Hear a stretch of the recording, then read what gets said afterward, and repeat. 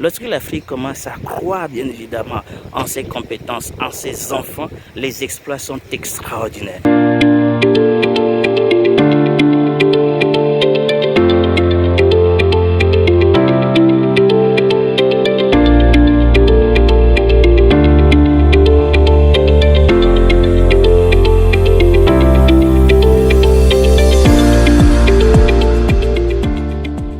Il me semble que le premier secret du succès de l'Afrique durant cette Coupe du Monde, c'est le fait que l'Afrique a accepté de faire confiance à elle-même, a fait confiance à ses enfants. 5 équipes ont représenté l'Afrique et avec des résultats extraordinaires. Et ce qu'il faut remarquer, c'est que toutes ces équipes ont été entraînées par des autochtones, pas des Africains, pas des locaux, les entraîneurs locaux. Et c'est quelque chose à louer, quelque chose qu'il faut féliciter, quelque chose qui doit instruire la jeunesse, qui doit nous montrer que nous pouvons faire des choses, nous avons les capacités de faire les choses.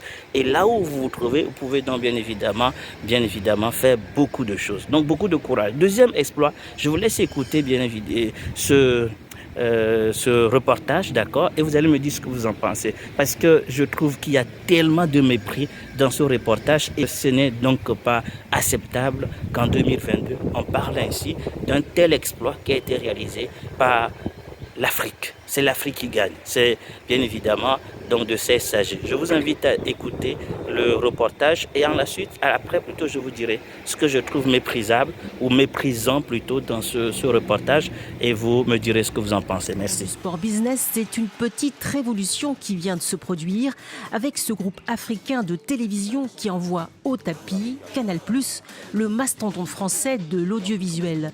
Depuis le début de la Coupe du Monde au Qatar, cette chaîne togolaise transmet en exclusivité dans 19 pays d'Afrique francophone tous les matchs de football. À Douala, nous avons une cinquantaine de techniciens, ingénieurs de son, ingénieurs télécom, les cadreurs. Et à Lomé ici, nous sommes une soixantaine. Le montant exact payé à la FIFA pour obtenir les droits n'est pas connu, mais New World TV dit avoir payé plus de 15 millions d'euros. Mais pour la direction, ce n'est pas le montant du chèque signé, mais plutôt la plus grande accessibilité des matchs qui a fait la différence face aux concurrents. La FIFA a intérêt à ce que la majorité des populations puissent regarder la Coupe du Monde et nous avons des offres qui sont plus conformes aux capacités financières des populations. Les matchs du premier tour des équipes africaines ont été diffusés sur une quarantaine de chaînes publiques du continent. Même principe pour la demi-finale et la finale. Le groupe togolais a aussi passé des contrats avec les plus grands de la téléphonie mobile ainsi qu'avec des bouquets de télévision par satellite et de la TNT. Le plus, c'est que tous les matchs sont commentés dans des langues africaines. L'ascension fulgurante de cette chaîne, qui a remporté également les droits de retransmission en Afrique francophone de toutes les autres compétitions de la FIFA, intrigue et alimente les fantasmes. Les gens se trompent en pensant que le pouvoir est derrière. Cette chaîne appartient à de jeunes africains de la diaspora européenne et américaine qui se sont réunis pour fonder New World TV et avec une politique simple, une chaîne panafricaine pour les Africains. Elle a recruté des consultants foot très convoités comme Basile Boli, Emmanuel Adebayor ou le père de Kylian Mbappé. Au dernier décompte, 13 millions d'Africains regardent les matchs via leur téléphone ou par le biais des chaînes cryptées sous-licenciées par New World TV. Et comme on a parlé de Sadio Mané, comme on a parlé de Karim. Alors, je ne sais pas pour vous, mais ce qui me dérange personnellement dans ce reportage, c'est le fait que dès le départ, on qualifie cette révolution de petite. C'est une petite révolution qui vient d'être effectuée. Vraiment, c'est une petite révolution. Moi, je pense que c'est quelque chose à féliciter. Et cet exploit est particulièrement très encourageant.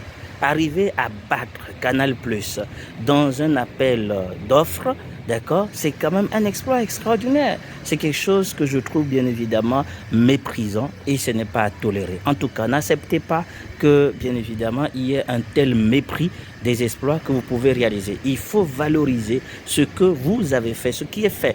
Je ne suis pas en train de dire de s'enorgueillir pour hausser la tête, pour dire qu'on a fait de grandes choses, mais je suis en train de dire surtout qu'il est important de ne pas négliger un faible commencement. C'est quelque chose à féliciter. Et si tu es d'accord avec moi, déjà abonne-toi, partage cette vidéo pour que bien évidemment plusieurs puissent comprendre qu'il est important de ne pas négliger un faible commencement. De simples victoires appelleront de plus grandes victoires. Le secret derrière cet exploit est il y a au moins deux secrets que je vois. La première chose, c'est au niveau du business model de ce média extraordinaire. Vous voyez, donc la vérité au niveau, bien évidemment, de la concurrence ou d'un service ou de l'entrepreneuriat, c'est la valeur ajoutée et le fait d'avoir un avantage sur les concurrents. La différence avec Canal+, c'est que cette fois-ci, la Coupe du Monde est diffusée, bien évidemment, dans les langues nationales. Et c'est quelque chose d'extraordinaire, de telle manière à ce que plusieurs personnes puissent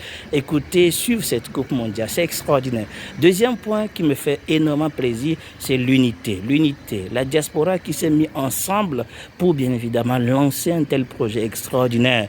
Il y a certainement un mépris aussi derrière ce qui est dit en considérant comme si on estime que ce média serait financé par le gouvernement, comme si la diaspora ne peut rien faire et donc il faut forcément le gouvernement qui soit derrière. Félicitations à la diaspora donc, et surtout le fait qu'ensemble on peut faire de grandes choses. Je souhaite et j'encourage bien évidemment les jeunes à ne pas croire qu'ils peuvent se développer seuls. L'unité fait toujours la force et c'est quelque chose souvent qui manque dans notre communauté où on cherche davantage à vouloir réussir seul donc, et c'est quelque chose qui n'est pas donc avantageux. Comme je l'ai dit, c'est donc mon point de vue. Dites-moi comment est-ce que vous en pensez. Qu'est-ce que vous tirez comme leçon de cette Coupe du Monde qui pratiquement impactera votre quotidien et tout ce que vous faites. En tout cas, bon courage et plein succès encore davantage à tous ceux qui font de leur mieux, ceux qui entreprennent, ceux qui se battent bien évidemment pour faire rayonner notre continent.